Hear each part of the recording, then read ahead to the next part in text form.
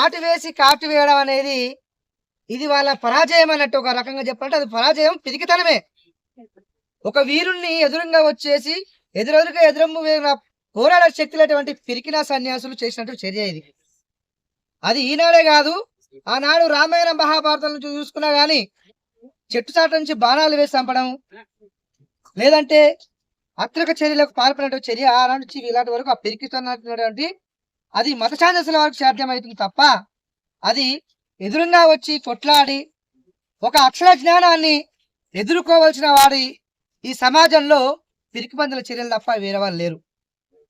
కనుకనే ఈరోజు ఒక మేధావిని, వాళ్ళకి నిజంగానే జ్ఞానం ఉంటే, వాళ్ళకి ఇంకిత బుద్ధి ఉంటే పగడాల ప్రవీణ్ దగ్గర కూర్చొని వాళ్ళు జ్ఞానం నేర్చుకోవాల్సి ఉండే. అతని దగ్గర మేధావితనాన్ని, అక్షర జ్ఞానాన్ని నేర్చుకోవాల్సి ఉండే.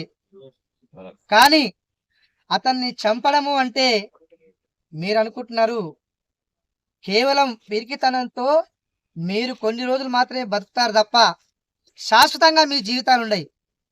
ఆయన చనిపోయినని మీరు అనుకుంటా ఉన్నారు, కానీ అతని ఎర్రపు నెత్తుటి సిరతో ఆ మొలకెత్తిన విత్తనాలు ఈ రోజు ఇంతమందిని మనం చూస్తా ఉన్నాం. ఆ విత్తనాల రూపంలో రేపు ఖచ్చితంగా మిమ్మల్ని ప్రశ్నిస్తాయి. మీ విశ్వాసాలను గాని అంధకారాన్ని ప్రాలదోలి మిమ్మల్ని అందరిని కూడా అంతమొందించే రోజులు దగ్గరనే ఉన్నాయి. ఎంతో మందిని ఈరోజు మీరు పొట్టన పెట్టుకున్నారు. మిత్రులారా, మనమంతా ఐక్యమత్యంగా ఎస్సీ ఎస్టీ బీసీలు మతాలకు అతీతంగా అనగారిన ప్రజలందరూ కూడా ఐక్యమత్యంగా ఉండాలి. ఏ ఒక్క చిన్న సభ జరిగినా మనులు మన దగ్గరకు వచ్చినా వాళ్ళని గమ్యాలు చేరేంత వరకు కూడా మనం కూడా జాగ్రత్తగా కాపాడుకోవాల్సిన మనకే ఉంటది. ఈ రోజు సమాజంలో ఆ రోజు మహాత్మా గాంధీ నుంచి అంబేద్కర్ గారి నుంచి మొదలు పెడితే ఈ రోజు కొద్దిగా గొప్ప హరికృష్ణ లాంటి వాళ్ళు, పగడాల ప్రవీణ లాంటి వాళ్ళు కొద్దిగా గొప్ప ఈ రోజు ఉన్నారు. కానీ అట్లాంటి వాళ్ళని మనం కాపాడుకోలేకపోవడం అనేది కూడా మనలో కూడా అనైక్యత భావించుకోవాల్సిన అవసరం ఉంది. కాబట్టి ఆంధ్రప్రదేశ్ ప్రభుత్వం వెనువెంటనే ఇది కేవలము యాక్సిడెంట్ రూపంలో చూపించి కేసును మూసివేయాలనే ప్రయత్నం జరుగుతూ ఉన్నది.